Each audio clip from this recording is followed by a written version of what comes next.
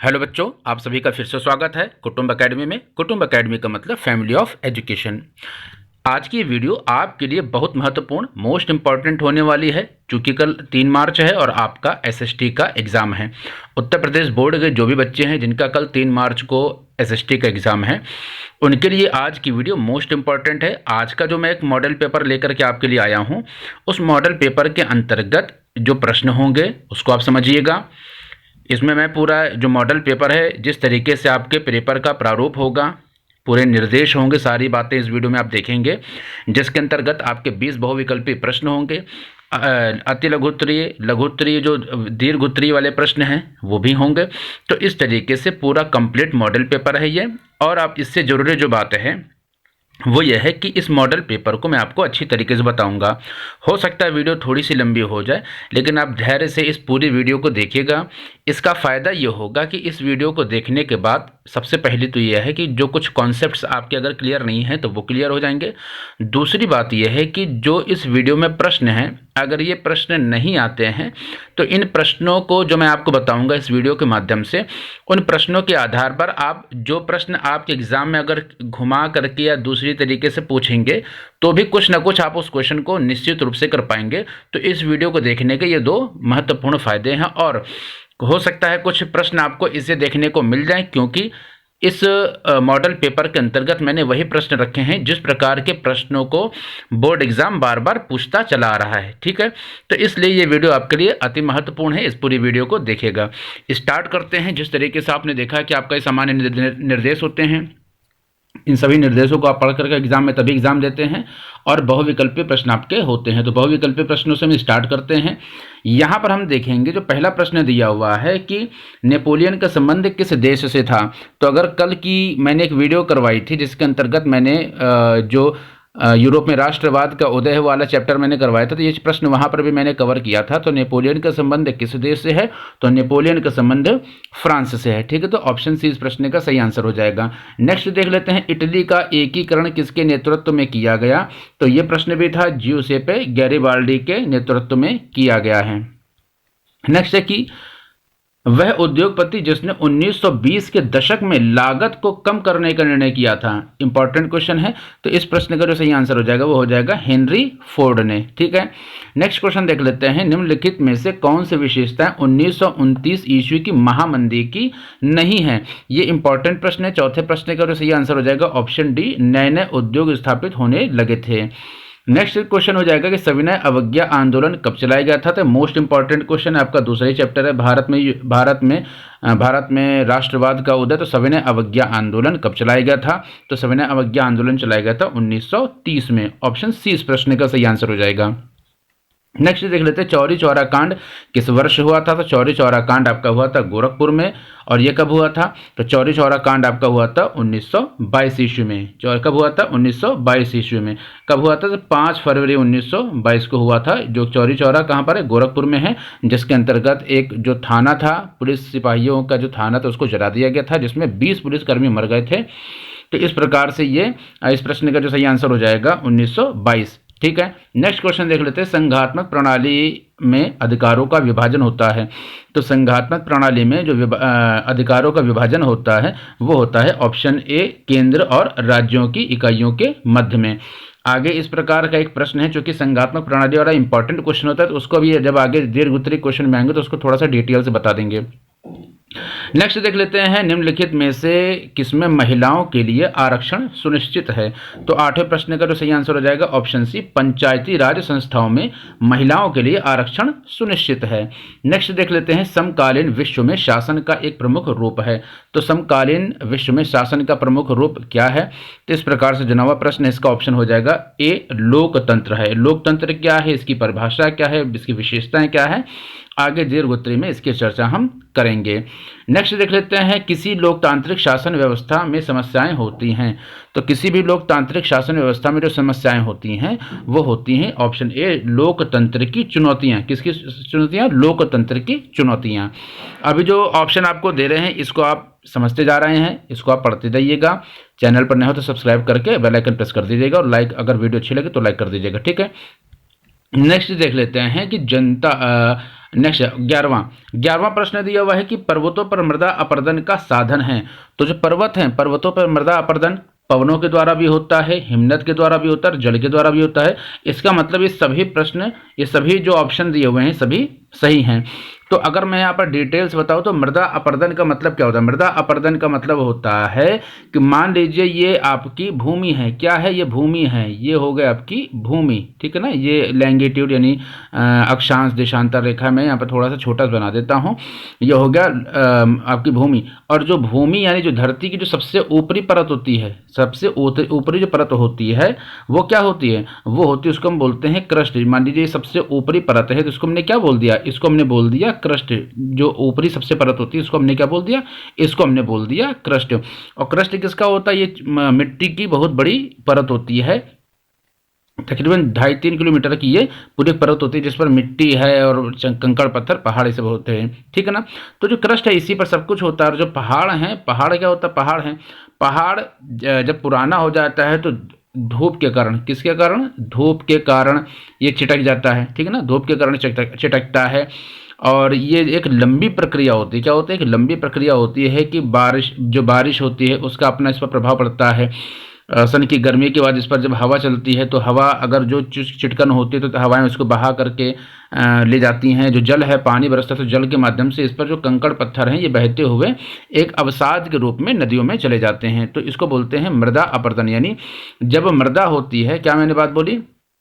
जब मृदा होती है, मृदा का क्या मतलब होता है? मिट्टी होता है। और जब किसी धरती की ऊपरी परत को जब हवा या किसी अन्य साधन के माध्यम से, जल के माध्यम से, इस अन्य माध्यम से जब इसको ये घटे का मतलब ये जो क्षरण हो, इसका क्षरण जब होता है तो इसको बोलते हैं मृदा का अपरदन या कटान भी बोलते हैं। तो कटान कितने प्रकार के होते हैं उसको भी हम, एक आपका प्रश्न बन सकता है कि मृदा अपरदन के जो कटान हैं ये कितने प्रकार से हो सकता है। तो इस प्रकार का एक लॉन्ग आंसर के अंतर्गत आप प्रश्न देख पाएंगे। यहाँ ज़्यादा डिटेल से इस प्रश्न की चर्चा ना करते हुए आगे बढ़ते हैं, वीडियो बहुत ज़्यादा ही लंबी हो जाएगी। तो यहाँ हम देखते हैं कि पर्वतों पर मृदा अपरदन के कारण ये तीनों साधन है जिसके कारण मृदा अपरदन होता है। यानी ऑप्शन डी सभी प्रश्न, ये सभी ऑप्शन सही हैं, ठीक है। इसके अलावा नेक्स्ट देख लेते हैं, निम्नलिखित में से किस राज्य में काली मिट्टी पाई जाती है? किस राज्य में काली मिट्टी पाई जाती है? तो ये इस प्रश्न का जो सही आंसर हो जाएगा ऑप्शन बी इस प्रश्न का सही हो जाएगा, गुजरात में काली मिट्टी पाई जाती है, ठीक है। नेक्स्ट क्वेश्चन देख लेते हैं, चिपको आंदोलन संबंधित है। तो चिपको आंदोलन किससे संबंधित है? चिपको आंदोलन संबंधित है वन संरक्षण से, ठीक है ना। किससे संरक्षित है? किससे संबंधित है? वन संरक्षण से। जब ये जो पेड़ से लोग जब ये चिपक गए थे, ठीक है ना, पेड़ से चिपक गए थे कि जिससे पर्यावरण का जो है नुकसान ना हो। तो इस पेड़ से जो बहुगुणा थे, जिनका नाम क्या था? बहुगुणा, उनका पूरा नाम मुझे याद नहीं आ रहा है, जो बहुगुणा थे, तो ये पेड़ से चिपक गए थे कि जिससे पेड़ को ना काटा जाए। तो वन संरक्षण से संबंधित ये आंदोलन था जिसको हम बोलते हैं चिपको आंदोलन, ठीक है। नेक्स्ट देख लेते हैं, सुंदरवन पार्क किस राज्य में स्थित है? सुंदरवन पार्क किस राज्य में स्थित है? ऑप्शन सी पश्चिम बंगाल में सुंदरवन राज्य वन है, यानी राष्ट्रीय पार्क है। नेक्स्ट देख लेते हैं, विदेशी व्यापार किनके मध्य होता है? तो जो विदेशी व्यापार होता है दो देशों के मध्य होता है। नेक्स्ट क्वेश्चन देख लेते हैं, निम्नलिखित में से किस वस्तु का निर्यातक भारत नहीं है? किस वस्तु का निर्यातक भारत नहीं है? निर्यातक का मतलब जो यहाँ का सामान बाहर बेच दे, यानी व्यापार के माध्यम से या तो आयात करते हैं या तो निर्यात करते हैं। आयात का मतलब हम बाहर के देशों से सामान खरीद रहे हैं या कुछ भी वस्तु खरीद रहे हैं, और निर्यात का मतलब बाहर के देशों को अपने भारत की वस्तुएं हम बेच रहे हैं, तो उसको बोलते हैं आयात और निर्यात। तो भारत किस वस्तु का निर्यातक नहीं है? तो जो भारत है वो किस वस्तु का निर्यातक? तो ऑप्शन बी उर्वरक का निर्यातक नहीं है, ठीक है ना। इस प्रकार से ऑप्शन बी इस प्रश्न का सही आंसर हो जाएगा। नेक्स्ट देख लेते हैं, निम्नलिखित में से किस राज्य की प्रति व्यक्ति आय सर्वाधिक है? अब प्रति व्यक्ति आय क्या होती है? तो प्रति व्यक्ति आय क्या होती है? प्रति व्यक्ति आय के अंतर्गत जो असंस्थागत जो मजदूर होते हैं, जो लेबर होते हैं, उनकी पूरे साल भर में कितनी इनकम होती है, उसे हम एक नॉर्मल लैंग्वेज बता रहे हैं। तो उनकी पूरे साल की कितनी इनकम होती है, कितना अर्न या कितना कमा लेते हैं, इसे प्रति व्यक्ति आय बोलते हैं उस व्यक्ति के अकॉर्डिंग। तो किस राज्य की प्रति व्यक्ति आय सर्वाधिक है? तो ऑप्शन ए हरियाणा की जो प्रति व्यक्ति आय है वो सर्वाधिक यानी सबसे ज़्यादा है। नेक्स्ट देख लेते हैं, विकास को मापने हेतु आय के अतिरिक्त अन्य कौन सा मापदंड है। तो विकास को मापने हेतु आय के अतिरिक्त अन्य जो मापदंड है वो ऑप्शन डी प्रति व्यक्ति आय ही होती है, क्योंकि जिस व्यक्ति की जितनी ज़्यादा आय है उसके आधार पर हम समझ सकते हैं कि उस राज्य में अच्छा विकास होगा। नेक्स्ट देख लेते हैं कि उपभोक्ता के अधिकारों में शामिल हैं। तो उपभोक्ता के अधिकारों में शामिल क्या है, तो प्रतिनिधित्व का अधिकार है, बिल्कुल ठीक है। क्षतिपूर्ति निवारण का भी अधिकार है, यानी उसके कोई अगर कोई क्षति हुई हो किसी भी प्रोडक्ट के माध्यम से तो उसके निवारण का भी अधिकार है, तो दूसरा भी सही है। अपने प्रोडक्ट को चुनने का भी अधिकार है। इसका मतलब ये सभी इस प्रश्न के लिए सही आंसर हो जाएंगे।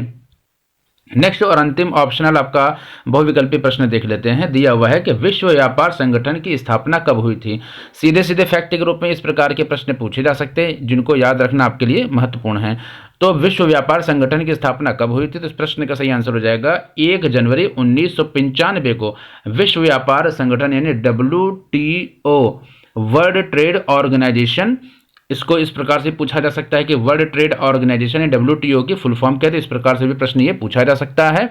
तो WTO वर्ल्ड ट्रेड ऑर्गेनाइजेशन, इस प्रश्न का सही आंसर हो जाएगा कि 1 जनवरी 1995 को वर्ल्ड ट्रेड ऑर्गेनाइजेशन यानी WTO की स्थापना हुई थी। ठीक है, तो इस प्रकार से हमने सभी बहुविकल्पी प्रश्नों को देख लिया है। अब इसके बाद कुछ अन्य प्रश्नों को हम देख लेते हैं। जैसे यहाँ पर दीर्घ उत्तरीय प्रश्न के अंतर्गत क्या दिया हुआ है कि यूरोप के राष्ट्रवाद के विकास में संस्कृति का क्या योगदान है। आपसे 80 प्रश्नों के 80 शब्दों के अंदर इस प्रश्न को आपको उत्तर देना है, जिसके लिए आपके लिए 4 नंबर निर्धारित किए गए हैं।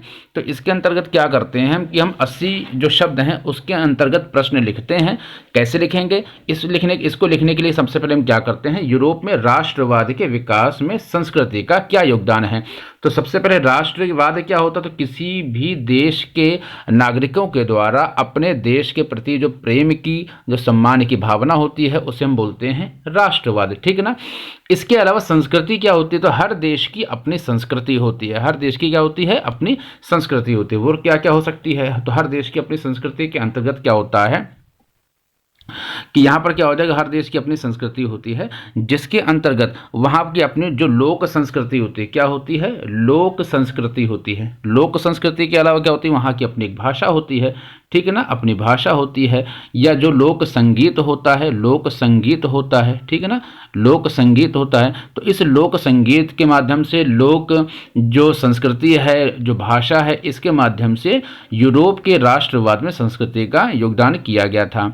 यहाँ पर लोक संस्कृति के अंतर्गत हम क्या देख लेते हैं कि लोक संस्कृति के अंतर्गत वहाँ के जो लोक गीत होते हैं, ठीक है ना, लोक गीत होंगे, लोक नृत्य होंगे, लोक नृत्य होंगे। इस प्रकार से लोक गीत है, लोक नृत्य हैं, लोक बोलियां हैं। इनके माध्यम से जो राष्ट्रवाद की भावना एक संस्कृति के माध्यम से यूरोप के अंतर्गत फैली थी। क्योंकि जो यूरोपीय होगा तो उसको क्या होगा कि अपने देश के प्रति अपने देश की संस्कृति उसे बहुत पसंद होगी। और संस्कृति होती है जो किसी भी देश के लिए, चाहे वो विकास हो, चाहे वो राष्ट्रवाद हो या क्रांति हो या तमाम इस प्रकार की व्यवस्थाएं हैं, इस प्रकार की भावनाएं हैं जो राष्ट्रवाद से जुड़ी हुई हैं, उनमें इन संस्कृतियों का महत्वपूर्ण स्थान है। इसी क्रम में अगर हमने भाषा को देखा, मैंने आपको बताया कि भाषा भी है जो संस्कृति के अंतर्गत यूरोप के राष्ट्रवाद में महत्वपूर्ण स्थान इसने निभाया। तो जैसे हम देख लेते हैं यहाँ पर कि जैसे पोलैंड की भाषा हम करते हैं, जैसे पोलैंड में रूस के कब्जे वाले, किसके कब्जे वाले, रूस के कब्जे वाले जो क्षेत्र हैं, वहाँ पर पोलैंड की भाषा जिसको हम बोलते हैं पोलिश, पोलैंड की भाषा को हम क्या बोलते हैं, पोलिश बोलते हैं। पोलिश भाषा बोलना मना था। क्यों? और वहाँ पर उन लोगों को रूस की भाषा बोलने के लिए प्रताड़ित किया जाता था। उन्हें कहा जाता कि आप रूस की भाषा बोलिए। तो जो भी पादरी वगैरह क्या करते थे, रूस की भाषा को बोलने से मना करते थे, उन्हें प्रताड़नाएं दी जाती, तो उन्हें तमाम प्रकार से उन्हें समस्या दी जाती, तो उन्हें सताया जाता था। इसके बावजूद भी ये जो रूस की भाषा को ना बोल करके जो पोलिश भाषा का इस्तेमाल करते हुए अपनी भाषा संस्कृति के माध्यम से जो राष्ट्रवाद को बढ़ाने की कोशिश की गई थी, तो इसका परिणाम ये हुआ कि पोलिश भाषा संघर्ष के प्रतीक के रूप में प्रसिद्ध हो गई। किसके? संघर्ष के प्रतीक के रूप में प्रसिद्ध हो गई। तो जितनी बातें मैंने आपको बताई इसको ध्यान से सुनिएगा और आई होप आपको ये सभी बातें समझ में आई होंगी। ठीक है, नेक्स्ट हम देख लेते हैं कि साइमन कमीशन की रिपोर्ट से कांग्रेस असंतुष्ट क्यों थी। तो साइमन कमीशन क्या है, सबसे पहले इसको हम समझ लेते हैं। ये टर्म साइमन कमीशन होता क्या है। तो साइमन कमीशन क्या होता है कि जिस समय भारत में उपनिवेशवाद था, यानी जब अंग्रेजों का शासन था यहाँ पर, तो अनेक प्रकार के जो परिवर्तन होते रहे थे। इसी परिवर्तन के अंतर्गत 8 नवंबर 1927 को 8 नवंबर 1927 को 8 नवंबर 1927 को क्या हुआ था, एक आयोग, एक कमीशन का गठन किया गया था, जिसे हमने क्या बोल दिया, साइमन कमीशन बोला गया था। और 7 ब्रिटिश, जो 7 अंग्रेजों का या 7 ब्रिटिश जो थे, उन 7 ब्रिटिशों का एक पूरा ग्रुप था। एक पूरा ये क्या ग्रुप था, ये एक समूह था, ग्रुप था, जिसके अंतर्गत क्या हुआ था कि इनका जो कार्य क्या था, इनका मुख्य कार्य था कि जो भारत में जिस समय मॉन्टेग्यू चेम्सफोर्ड की सुधार की गई थी, उस सुधार की जांच करना इनका मुख्य उद्देश्य था। ठीक है ना। और ये क्या हुआ था कि जिस समय ब्रिटेन में जो चुनाव होने वाले थे, उसके 2 साल पहले ही ये उन्होंने एक इस पूरा आयोग भेज दिया था, जिसको हमने बोला साइमन कमीशन, साइमन आयोग। 7 इसमें ब्रिटिशर्स थे, और जो कांग्रेस थी उसका यही सबसे बड़ा विरोध था कि इस साइमन कमीशन में एक भी भारतीय नहीं था। चूँकि जब भारतीय नहीं था तो इसमें पार्शियलिटी हो सकती थी, भेदभाव हो सकता था। और कांग्रेस क्या है, इस कांग्रेस ने इसी कारण क्या हुआ था कि ये जो 7 जो ब्रिटिशर्स आए थे, इस कमीशन को अश्वेत कमीशन बोल दिया था, सॉरी श्वेत कमीशन बोल दिया था। श्वेत कमीशन का मतलब गोरे लोगों का कमीशन, श्वेत कमीशन बोल दिया। तो ठीक है, तो इस प्रकार से आपको समझ में आया होगा कि कांग्रेस इससे असंतुष्ट क्यों थी, क्योंकि इस कमीशन में एक भी भारतीय नहीं था। नेक्स्ट देख लेते हैं लोकतंत्र की मुख्य विशेषताएं क्या होती है। सबसे पहले हम लोग देख लेते हैं लोकतंत्र क्या होता है। लोकतंत्र के अंतर्गत अगर हम लोकतंत्र को देखें तो लोकतंत्र के अगर हम 2 भाग करते हैं, एक है लोक और दूसरा है तंत्र। एक है लोक, दूसरा है तंत्र। तो लोक का लोक का जो अर्थ होता है वो होता है जनता। लोक का अर्थ होता है जनता, और तंत्र का मतलब होता है प्रणाली। तंत्र का क्या मतलब होता है, प्रणाली। तो लोकतंत्र का मतलब क्या होगा, जनता की प्रणाली।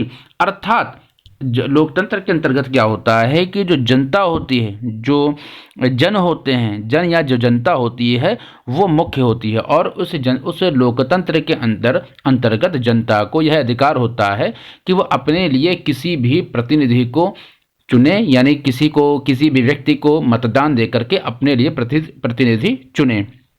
ये इसके क्या होते हैं, लोकतंत्र का अर्थ होता है। और अब्राहम लिंकन ने भी कहा था कि लोकतंत्र का अर्थ होता है जनता द्वारा, जनता के लिए, जनता के द्वारा और जनता के लिए चुना गया प्रतिनिधि। ठीक है, तो इस प्रकार से हमने समझा लोकतंत्र। और इसकी अगर हम विशेषताएं देखें, इसकी विशेषताएं क्या हो सकती है, तो इसकी तमाम विशेषताएं हो सकती हैं। उन विशेषताओं के अंतर्गत अगर हम देखते हैं तो कुछ हो सकता है जैसे स्वाधीनता। इस प्रश्न को बड़ा ध्यान से समझिएगा, क्योंकि अगर ये प्रश्न आपके एग्जाम में सीधे नहीं आता है तो आप इस प्रश्न को समझने के बाद अपने हिसाब से भी इसको बना सकते हैं, लिख सकते हैं, क्योंकि आपको प्रश्न छोड़ करके नहीं आने हैं। ठीक है ना। तो स्वाधीनता है, समानता है, स्वाधीनता है, समानता है। इसके अलावा बंधुत्व की जो भावना होती है, किसकी भावना होती है, बंधुत्व की जो भावना होती है, ये लोकतंत्र के अंतर्गत मुख्य रूप से होती है। इसके अलावा अगर इसकी कुछ और विशेषताएं बताएं, तो अगर आप वीडियो देख रहे हैं और आपको लगता है कि विशेषताएं ये सब चीज़ें आपको नोट करनी है, तो आप वीडियो पॉज कर करके भी इन सभी चीज़ों को नोट कर सकते हैं। जैसे लोकतंत्र के अंतर्गत इसकी जो मुख्य विशेषताएं होती है वो होती है एक संविधान। क्या होता है, एक संविधान होता है। ठीक है ना, एक संविधान के अलावा एक कानून शासन, एक कानून या एक शासन होता है, जिसके कारण कोई पार्शियलिटी या भेदभाव नहीं होता है। ठीक है ना। इसके अलावा और क्या कर सकते हैं, इसके अलावा हमको तीसरा अगर और देखें, इसके अलावा अगर हम तीसरा देखते हैं, तीसरा क्या हो सकता है, तो राजनीति में लोक भागीदारी होती है। राजनीति में क्या होती है, भागीदारी होती है, यानी कोई भी चाहे वो राजनीति में अपनी भागीदारी कर सकता है और अपने शासन, अपने मतलब सरकार में अपनी भागीदारी कर सकता है। या जो इसमें एक जो चौथा है, एक चुनाव की जो प्रक्रिया होती है, आवधिक चुनाव होते हैं, यानी प्रत्येक 4 साल में या 5 साल में जो चुनाव की एक अवधि है वो हो सकता है। शक्तियों का पृथक्करण होता है, यानी शक्तियों का क्या होता है, पृथक्करण होता है। तो शक्तियों का पृथक्करण भी जो लोकतंत्र है उसके एक मुख्य विशेषता के अंतर्गत ये आता है। इस प्रकार से क्या और हो सकता है, तो शक्तियों का पृथक्करण है, आवधिक चुनाव है, एक इससे जो मुख्य बात यह है कि मौलिक अधिकार यहाँ पर प्राप्त होते हैं। मौलिक अधिकार यहाँ पर क्या होते हैं? मौलिक अधिकार प्राप्त होते हैं, जिसके अंतर्गत आप कहीं पर भी आप भाषण दे सकते हैं, आप भाषण दे सकते हैं, ठीक है ना, या अपनी बात को रख सकते हैं, ना। अभिवादन, अभिव्यक्ति की आज़ादी होती है, जैसे आपने सुना होगा कि अभिव्यक्ति की आज़ादी है, या प्रेस की भी आज़ादी होती है, प्रेस की भी स्वतंत्रता होती है। तो ये जो सभी विशेषताएं होती हैं, लोकतंत्र की विशेषताएं होती हैं, ठीक है ना। तो इस तरीके से हमने इस प्रश्न को भी देख लिया है। नेक्स्ट देख सकते हैं कि जो सड़क परिवहन के कोई 3 गुण बताइए। तो इंपॉर्टेंट क्वेश्चन है। सड़क परिवहन के अंतर्गत अगर हम 3 गुण देखें, सड़क परिवहन के अंतर्गत अगर हम 3 गुण देखें, तो सबसे पहले ये है कि रेलवे की अपेक्षा इसकी जो कम पूंजी इसमें लगती है, यानी कम पूंजी लगती है, रेलवे की अपेक्षा कम पूंजी लगती है। दूसरी इसकी विशेषता यह है, इसकी दूसरी विशेषता होती है कि किसी भी स्थान पर जो बस है या जो पूरा है उसका निर्माण हो सकता है। तो किसी भी स्थान पर इसका निर्माण, किसी भी स्थान पर इसका निर्माण हो सकता है, किसी भी स्थान पर क्या हो सकता है? इसका निर्माण हो सकता है। इसके अलावा और एक जो तीसरी इसकी और मुख्य विशेषता होती है कि सुविधाजनक होती है, जनसाधारण के लिए, जनसाधारण इस पर आराम से सफ़र कर सकता है, जनसाधारण के लिए सुविधा युक्त होती है। क्यों? क्योंकि 24 घंटे एक तो बस मिलती है, पहली बात। दूसरी बात है कि इसकी देखभाल करना भी रेलवे की अपेक्षा कम खर्चाऊ है, कम खर्चीला है।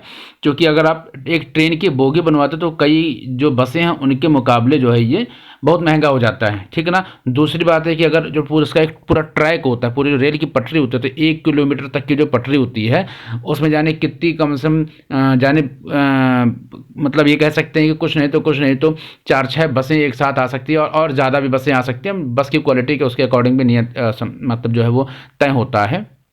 तो इस प्रकार से जो इसका मुख्य है कि कम पूंजी मतलब किसी भी स्थान पर इसका निर्माण है और जनसाधारण के लिए सुविधा युक्त है, खर्चीला नहीं है। तो सड़क परिवहन इस प्रकार से और उपयोगी है। इसके अलावा आप इसके लिए किसी एक विशेष स्थान पर, जैसे मान लीजिए सड़क है, तो सड़क तो सब जगह जा रही है, तो ये भी एक पूरा माध्यम है कि आप किसी भी स्थान से जा करके अपनी सुविधा के अनुसार सड़क परिवहन का फ़ायदा उठा सकते हैं, ठीक है। भारत में लौह अयस्क के उत्पादन संक्षेप में लिखिए। इसके अलावा हम इससे महत्वपूर्ण ये देखते हैं कि आर्थिक विकास से आप क्या समझते हैं। तो आर्थिक विकास से आप क्या समझते हैं, इस प्रश्न को भी आपको बहुत ध्यान से समझना होगा कि किसी भी जो देश है या कोई क्षेत्र है या प्रति कोई व्यक्ति है, देशों के लिए, क्षेत्रों के लिए, व्यक्तियों की जो आर्थिक समृद्धि, किसकी जो आर्थिक समृद्धि होती है ना, इस आर्थिक समृद्धि किसकी आर्थिक समृद्धि? किसी भी देश की, किसी भी क्षेत्र की। क्षेत्र का मतलब कोई भी राज्य है या कोई भी संघ शासित प्रदेश है, कोई भी कैसा भी क्षेत्र है, वो छोटा क्षेत्र हो सकता है। तो आकार का यहाँ पर कोई यहाँ पर विरोध नहीं कि कोई जगह छोटी या बड़ी, कोई भी क्षेत्र हो सकता है, कोई भी देश हो सकता है, ठीक है ना। और उस देश की कोई जनता या जो व्यक्ति है उसकी जो आर्थिक समृद्धि होती है, इस आर्थिक समृद्धि को ही हम क्या कर सकते हैं? आर्थिक विकास आर्थिक विकास कह सकते हैं, ठीक है। तो इस प्रकार से आपने इसको भी समझ लिया। नेक्स्ट देख लेते हैं, असहयोग आंदोलन क्यों प्रारंभ हुआ। मोस्ट इंपॉर्टेंट, सबसे इंपॉर्टेंट क्वेश्चंस में भी एक ये क्वेश्चन इंपॉर्टेंट, बहुत इंपॉर्टेंट, इसको ध्यान से समझिएगा। क्योंकि ये ऐसा प्रश्न है कि अगर ये आपके एग्जाम में नहीं आता है तो इससे जुड़े हुए जो भी तथ्य हैं इसको अगर आप समझ लेते हैं तो भी आप काफ़ी कुछ अपने एग्जाम में लेकर के आ सकते हैं। जैसे असहयोग आंदोलन क्यों प्रारंभ हुआ, तो चूंकि जो अंग्रेज सरकार थी, जब उपनिवेशवाद यहाँ पर था, उपनिवेशवादी यहाँ पर जो गवर्नमेंट या सरकार थी, तो उसके अनेक प्रकार के अत्याचार थे। क्या थे? अनेक प्रकार के अत्याचार थे। अत्याचार का सेंस यहाँ पर ये कह सकते हैं कि जब 1914 का जो समय था, 1914 का जो समय था, उस समय क्या हुआ था? प्रथम विश्व युद्ध चल रहा था, जो फर्स्ट वर्ल्ड वॉर या प्रथम विश्व युद्ध चल रहा था। और उस समय अंग्रेजों ने क्या कहा था कि भारतीयों से कि यदि आप मेरा इस प्रथम विश्व युद्ध में साथ दे देते हैं तो हम क्या करेंगे, आपको आपके लिए जो संवैधानिक जो सुधार है उसको करके भारत को स्वाधीन कर देंगे, स्वतंत्र करने की घोषणा, स्वतंत्र कर देंगे। लेकिन जब ये समय ख़त्म हो गया तो इन्होंने क्या किया था कि इस अपने वादे से मुकर गए थे और एक एक्ट ले आए थे जिसको बोलते हैं रॉलेट एक्ट। अब यहाँ पर ये दूसरा टर्म है कि अगर आपके एग्जाम में पूछा जाए रॉलेट एक्ट क्या होता है, तो सर सिडनी रॉलेट के नाम पर ये एक्ट आया था, जिसके अंतर्गत किसी भी व्यक्ति को 2 साल के लिए 2 ईयर्स के लिए, 2 साल के लिए गिरफ्तार करके बिना मुकदमे की सजा हो सकती है। तो उसके मुकदमे की सुनवाई नहीं होती, सिर्फ उस पर संदेह होना चाहिए कि वो क्रांतिकारी गतिविधियों में संलिप्त है। क्रांतिकारी गतिविधियों में संलिप्त होने के कारण 2 साल की बिना सुनवाई की जो सजा होती थी उसे बोलते थे रॉलेट एक्ट, और जो किसके नाम पर था, सर सिडनी रॉलेट के नाम पर ये एक्ट बना हुआ था। ठीक है, इस प्रकार से एक तो ये कारण था। दूसरा ये कारण था, जब अंग्रेज थे तो उस समय इनके भ्रष्टाचार, जो अंग्रेजी अफसर थे उनके भ्रष्टाचार के कारण क्या हो गया था, भ्रष्टाचार के कारण महंगाई जो थी वो चरम पर थी। महंगाई क्या हो गई थी, महंगाई चरम पर थी। ठीक है ना, महंगाई चरम पर थी, और चरम पे होने के कारण अंग्रेजों का जो रवैया था, ढिलमुल रवैया था, किसी प्रकार का कोई भी जो आर्थिक रियायत जो भारतीय जनता को नहीं हो पा रही थी। तो इन सभी आक्रोशों के कारण जो एक आंदोलन उत्पन्न हुआ उसे हमने बोल दिया असहयोग आंदोलन। ठीक है ना, असहयोग आंदोलन। ठीक है ना, कुल मिलाकर के हुआ कि असहयोग आंदोलन आपको समझ में आया, तो क्यों चालू हुआ था ये आपको मालूम पड़ गया। अब आंदोलनकारियों के 4 जो है कुछ कार्य की बात अगर हम करते हैं तो 4 कार्यों के अंतर्गत क्या हुआ था कि मुख्य रूप से जो आंदोलनकारी थी उन्होंने स्वदेशी की मांग की। स्वदेशी का मतलब हो गया हो कि स्वदेशी वस्तुओं का, चाहे वो कपड़ा हो गया, कोई भी सामान हो गया, तो स्वदेशी वस्तुओं की मांग उठी। जो सरकारी कार्यालय हैं, सरकारी कार्यालयों में जाने से मना कर दिया गया। सरकारी जो विद्यालय हैं उन्हें जो है उनमें जाने से मना कर दिया गया। इस प्रकार के ये जो कार्य थे आंदोलनकारियों के द्वारा किए गए थे। इसके अलावा जो प्रश्न है कि गांधी जी ने असहयोग आंदोलन क्यों प्रारंभ किया, तो गांधी जी 1915 में क्या हुआ था, 1915 में दक्षिण अफ्रीका से आए थे।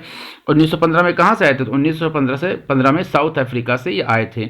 और उसके बाद आने के बाद इन्होंने चंपारण है, खेड़ा है, अहमदाबाद मिल आंदोलन है, अहमदाबाद मिल आंदोलन है, तो चंपारण आंदोलन, खेड़ा आंदोलन, अहमदाबाद मिल आंदोलन, इस प्रकार के तमाम आंदोलन इन्होंने प्रारंभ किए थे, जिसका सफल नेतृत्व हुआ और ये सफल रहा। तो गांधी जी ने क्यों प्रारंभ किया, इसीलिए गांधी जी ने प्रारंभ किया कि ये जो आंदोलन है ये अहिंसात्मक आंदोलन होगा। किस लिए होगा, अहिंसात्मक आंदोलन होगा। अहिंसात्मक आंदोलन के अंतर्गत हम अगर समझे तो क्या होता है अहिंसात्मक आंदोलन। अहिंसात्मक आंदोलन का मतलब ये होगा किसी प्रकार की कोई लड़ाई झगड़ा या हिंसा को न करना अहिंसा कहलाता है। गांधी जी ने अहिंसात्मक आंदोलन चलाया।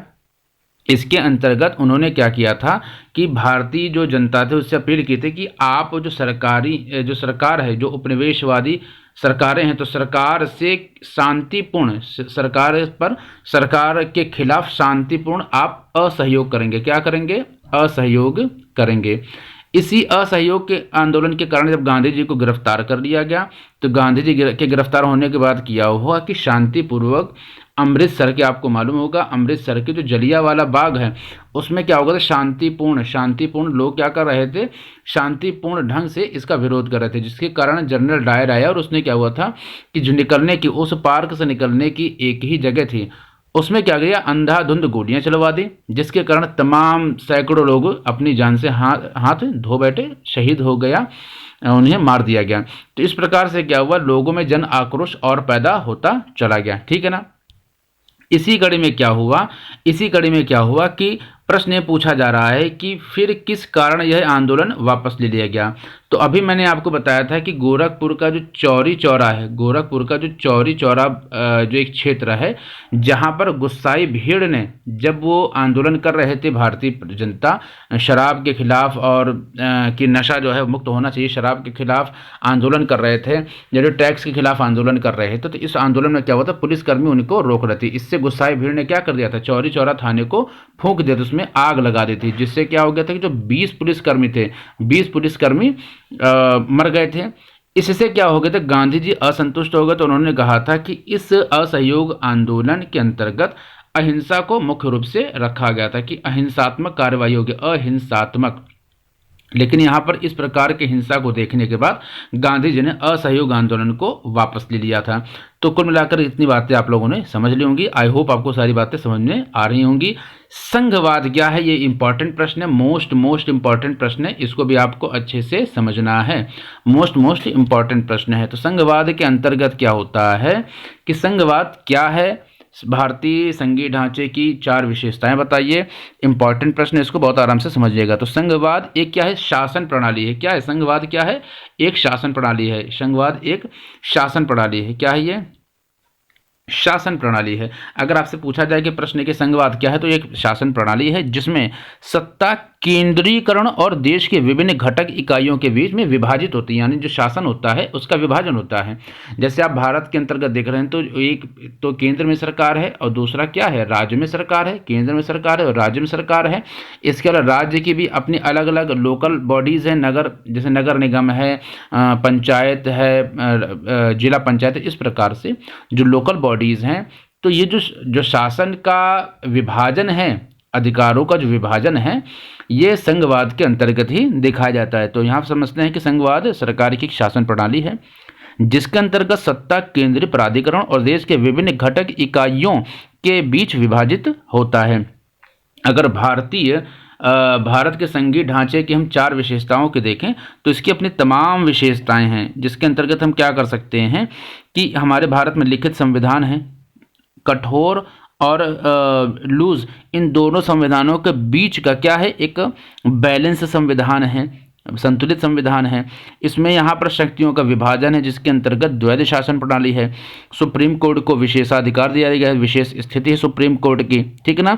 इसके अलावा अगर शक्तियों का विभाजन देखें तो जो कराधान है, जो कानून है, सरकार के विभिन्न स्तरों का जो अपना क्षेत्राधिकार है, तो ये सभी विशेषताएं भारतीय संघीय व्यवस्था के अंतर्गत आती है, ठीक है ना। तो आई होप आपको ये सभी बातें समझने आई होंगी।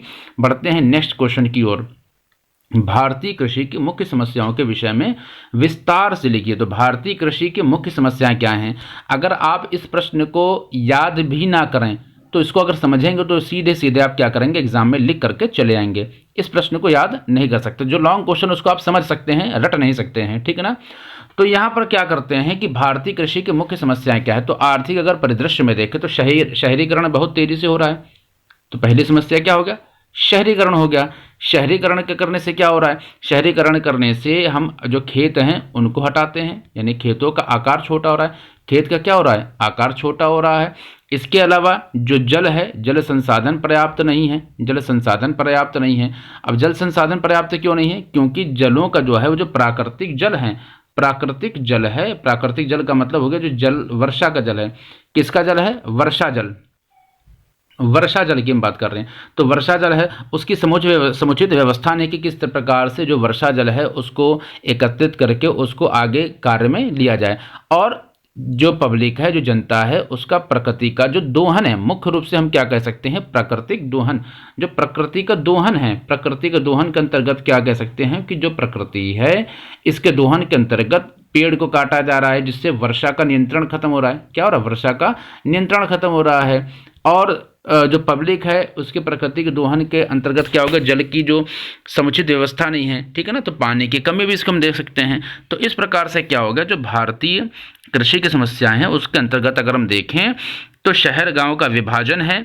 मृदा अपरदन, अभी मैंने पीछे आपको बताया था मृदा अपरदन क्या है, तो मृदा अपरदन भी एक समस्या है।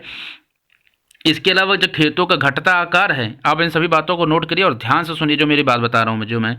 तो जो खेतों के घटता आकार है, क्योंकि जनसंख्या बढ़ रही है, तो एक कारण और क्या हो सकता है? जनसंख्या भी हो सकती है। क्या हो सकता है? जनसंख्या भी एक कारण हो सकती है कि जनसंख्या का बढ़ता आकार है।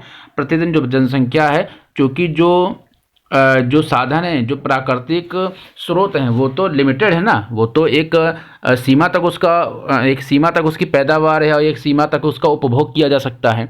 तो क्या हो गया? ये जो जनसंख्या है, क्या है? जनसंख्या का बढ़ता आकार भी कृषि की मुख्य समस्या है, क्योंकि खेत इसी मतलब आकार उनका कम होता चला जा रहा है। इसके अलावा एक जो मुख्य है वो है कि सरकारी योजनाओं का असफल क्रियान्वयन है। सरकारी योजनाओं का असफल क्रियान्वयन है कि चूंकि सरकार जो भी अगर योजनाएं लेती हैं तो वो कागजी जो प्रक्रिया है वहाँ तक सिमट कर रह जाती है और इसका जो क्षेत्रीय या ज़मीनी तौर पर इसका कोई भी निवारण नहीं होता है। तो ये कुछ समस्या मैंने आपको बताई हैं जो कि भारतीय कृषि के अंतर्गत देखी जा सकती हैं।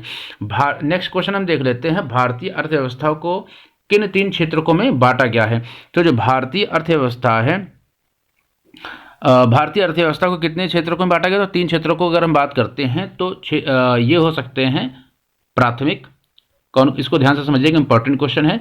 ये प्राथमिक है, द्वितीयक है, द्वितीयक साफ लिख देते हैं, द्वितीयक है, ठीक है ना, द्वितीयक, और तृतीयक, तृतीयक यानी तीसरी जो तीसरा सेक्टर, तो प्रथम फर्स्ट सेक्टर, सेकंड सेक्टर और टर्शियरी यानी तीसरा सेक्टर। तो जो प्राइमरी सेक्टर, जो प्राथमिक सेक्टर है, इसके अंतर्गत कृषि है और कृषि से संबंधित जो क्रियाकलाप हैं वो प्राथमिक सेक्टर के अंतर्गत आते हैं। द्वितीय सेक्टर की बात करें, सेकंड सेक्टर की बात करें, जो द्वितीय क्षेत्र है उसके अंतर्गत अगर हम बात करते हैं तो यहाँ जो विनिर्माण प्रणाली की बात करते हैं, किसकी, विनिर्माण प्रणाली, जिसके अंतर्गत लौह इस्पात उद्योग है, जो ऑटोमोबाइल का उद्योग है, तो विनिर्माण का यानी यहाँ पर कार्य किया जाता है द्वितीयक या सेकेंडरी जो सेक्टर के अंतर्गत। तृतीय जो क्षेत्र या इसको हिंदी इंग्लिश में बोलते हैं टर्शियरी सेक्टर, जिसके अंतर्गत यातायात हैं, जो वित्तीय सेवाएं हैं, प्रबंधन सलाह है, सूचना है, प्रौद्योगिकी है, इन सब की जो सेवाएं हैं, मुख्य रूप से क्या है, तृतीय के अंतर्गत जो सेवाएं होती हैं ना, इन सेवाओं को, एक सेकंड इसको साफ साफ लिख दें, जो सेवाएं होती हैं इन सेवाओं को ही हम तृतीयक सेक्टर के अंतर्गत रखते हैं। तो आई होप ये जो प्रश्न है इसको भी आपने सुना होगा, समझा होगा। इस प्रकार से हमारा जो ये 8वां प्रश्न भी हो जाता है।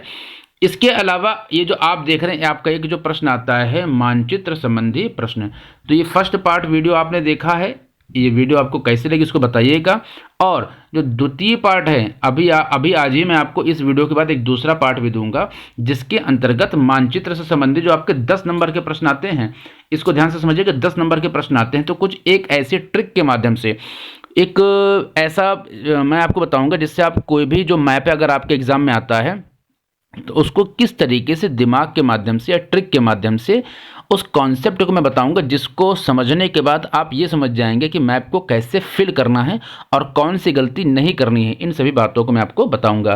तो आई होप आपको वीडियो समझ में आई होगी। ये वीडियो आपको कैसे लगी इसको कमेंट के माध्यम से, अपने लाइक के माध्यम से ज़रूर बताइएगा। मैं आपके कमेंट्स का इंतज़ार करूँगा। और भी अगर आपकी कोई क्वेरीज है तो उसको आप कमेंट के माध्यम से पूछ सकते हैं। मिलते हैं अभी ही आपके इस वीडियो के थोड़ी देर बाद, जो जितनी देर में मैं वीडियो बनाता हूँ, सेकंड पार्ट में। तब तक के लिए जय हिंद, जय भारत।